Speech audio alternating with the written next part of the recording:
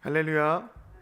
오늘도 새벽 기도의 자리에서 말씀을 듣고 간절히 기도하심으로 내 안에 계신 주님과 풍성한 교제를 나누시고 주시는 힘과 능력으로 가정과 교회와 일터에서 승리하는 복된 한 날 되시기를 주님의 이름으로 축원합니다. 오늘 말씀의 제목은 하나님을 찾는 것이 회복의 시작이다입니다. 하나님을 찾는 것이 회복의 시작이다입니다. 스가랴 10장은 포로에서 돌아온 이스라엘 백성들이 처한 절망적인 상황 속에서 하나님께서 회복하시고 또 구원을 약속하신 말씀입니다. 바벨론 포로에서 돌아온 이스라엘 백성들은 자유를 되찾았지만 시간이 흘러도 주어졌던 현실이라고 하는 것들은 크게 개선되지가 않았습니다. 삶은 황폐했고 지도자들은 그들을 돌보지 않았으며 주변 강대국들은 끊임없이 위협을 하고 약탈을 하는 상황이었습니다. 성전은 여전히 재건 중이었고 경제적인 어려움, 영적인 침체까지 있었기 때문에 백성들의 어깨에는 너무나 무거운 짐들이 올려져 있었습니다. 하나님이 그들에게 주신 약속의 말씀들은 언제쯤 성취가 될까 의문이 생겼고 너무나 멀게만 느껴졌고 그들은 거짓 신들을 의지하기 시작했습니다. 또 스스로 가지고 있는 힘을 가지고 문제를 풀어가려고 했지만 상황은 개선되지 않았습니다. 더 악화되었습니다. 우리들도 크게 다르지 않는 삶의 현실을 마주하게 됩니다.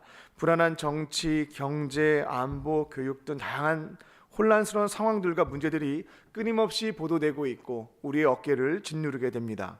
개인의 건강과 가족과 회사 동료와의 갈등, 경제적인 어려움 등이 우리의 삶을 어렵게 합니다. 많은 분들이 어떻게 이 문제를 해결할 수 있을지, 어디서부터 다시 시작해야 될지 모르겠다라며 답답함을 호소하기도 합니다. 그러나 이와 같은 일들 상황 속에서 하나님의 자녀들은 믿음의 눈을 들어 우리의 시선을 하나님께로 고정할 줄로 믿습니다. 하나님은 단순히 문제만 해결해 주시는 것으로, 지금 발생한 문제 하나를 풀어주시는 것으로 끝내지 않으십니다. 하나님은 우리의 삶을 온전히 회복시키시고 풍성하게 채우시며 새로운 길로, 새로운 삶으로 인도하여 주시는 줄로 믿습니다. 오늘 말씀의 제목은 하나님을 찾는 것이 회복의 시작이다입니다.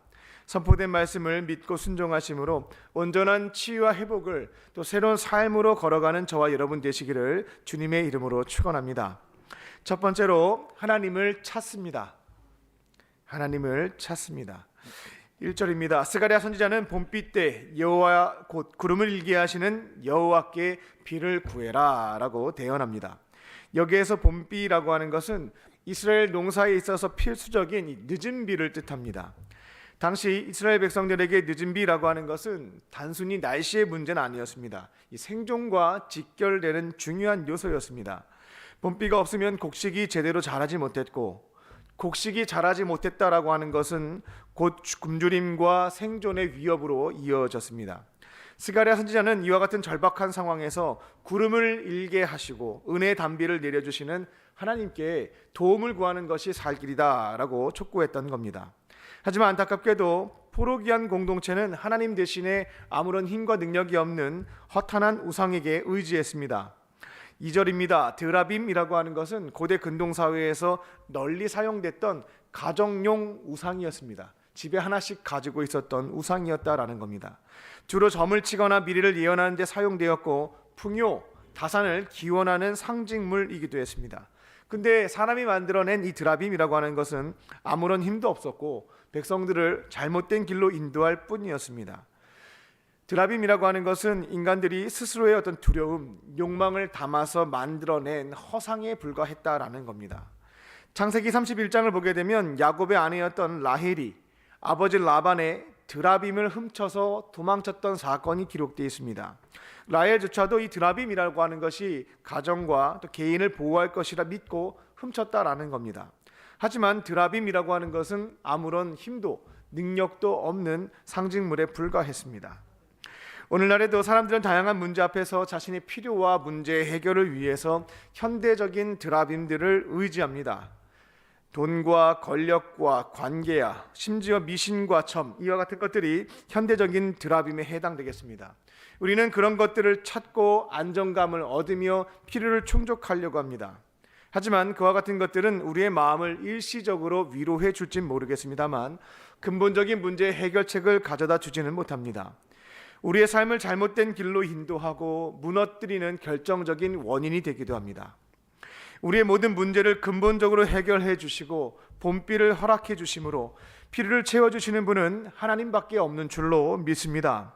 하나님은 그분을 찾는 자들에게 구름을 일게 하시고 때에 따라 은혜의 단비를 봄비를 내려주시는 분인 줄로 믿습니다.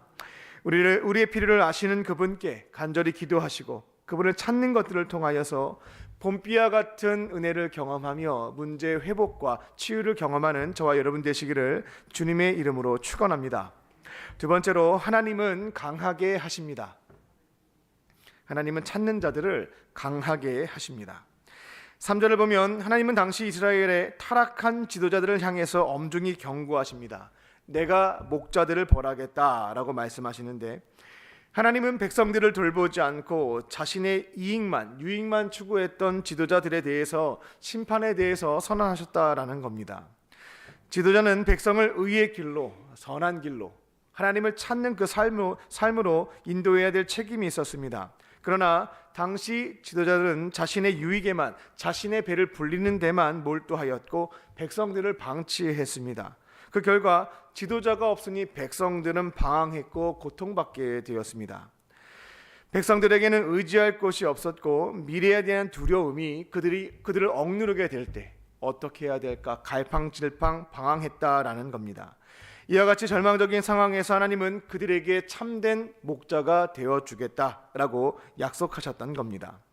3절 후반절입니다. 여호와가 그의 양떼 곧 유다 족속을 돌보아 싸움의 준마 같게 되게 하겠다라고 약속하십니다.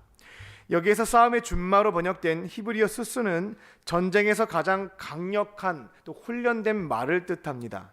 이는 단순히 그들을 강하게 하시겠다는 것을 넘어서 하나님의 뜻, 하나님의 사명을 위해서 중요한 도구로 사용하겠다라고 하는 약속입니다. 하나님은 약했고 방황했던 이스라엘이었습니다. 근데 그들을 찾는 자들에게는 치유하실 뿐만 아니라 하나님의 손길 안에서 강력한 존재로 주의 뜻을 위하여 쓰임받는 중요한 도구로 변화시켜 주실 것임을 약속하신 부분입니다. 4절과 5절입니다. 하나님은 그들을 모퉁이의 돌, 장막의 못, 장막의 못으로 또 사용하시겠다라고 약속하십니다. 모퉁이의 돌이라고 하는 것은 건축물의 가장 중심이 되는 것을 상징하며 흔들리지 않는 기초를 뜻합니다. 장막의 못이라고 하는 것은 텐트를 견고하게 하려면 못이 필요합니다. 필수적인 도구로서 흔들리지 않도록 하는 견고함을 뜻합니다. 또 싸움의 활이라고 하는 것은 전쟁에서 승리를 가져오는 강력한 도구로서 하나님의 일을 위한 어떤 능력, 힘 이런 것들을 상징합니다. 하나님께서는 그분을 찾는 자들을 단순히 회복시키시는 것뿐만 아니라 모퉁이의 돌로, 장막의 못으로, 싸움의 활로 변화시켜서 즉 사명의 도구로 사용하시겠다라고 말씀하신 것입니다. 우리는 종종 우리의 연약함과 무능함과 부족함에 또 현실적인 어려움에 짓눌려서 좌절할 때가 있습니다. 실패와 상처가 더 이상 앞으로 나아가는 것들을 막기도 하고요.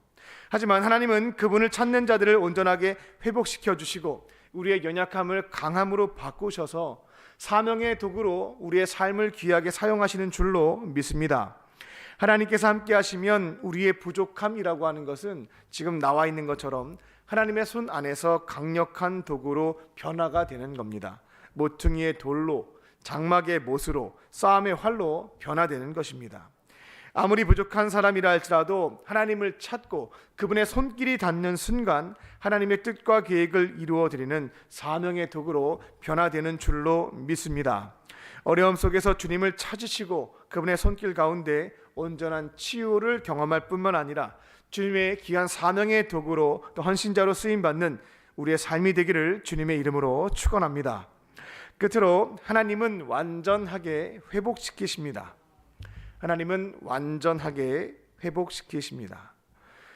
6절을 보면 하나님은 분명한 약속을 주십니다. 내가 너희를 견고하게 하겠다. 내가 너희를 구원하겠다.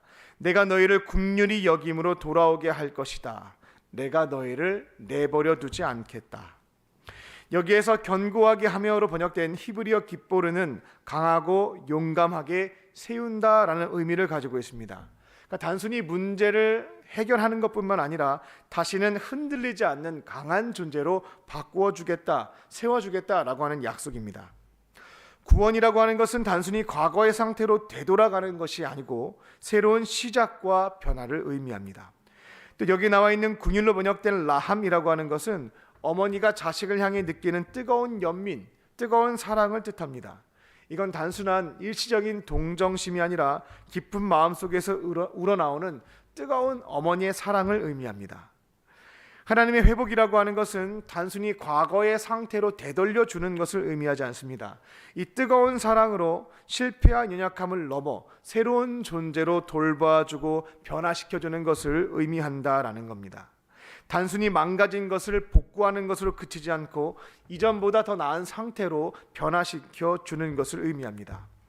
8절입니다. 내가 그들을 휘파람을 불어 모으며 그들을 구속하리니 그들이 전에 번성하는 것 같이 번성하리라. 여기에서 휘파람을 분다라고 하는 것은 이 목자가 양을 모을 때 그 휘파람을 부는 것을 의미합니다. 양들은 연약하고 쉽게 길을 잃습니다. 하지만 목자가 휘파람을 불게 되면 그 소리를 듣고 어디에선지 목자에게 모여들기 시작합니다. 하나님은 이스라엘의 목자가 되어 주셔서 휘파람을 불겠다, 그렇게 흐트러진 백성들을 모아서 회복시켜 주실 것임을 약속한 대목입니다.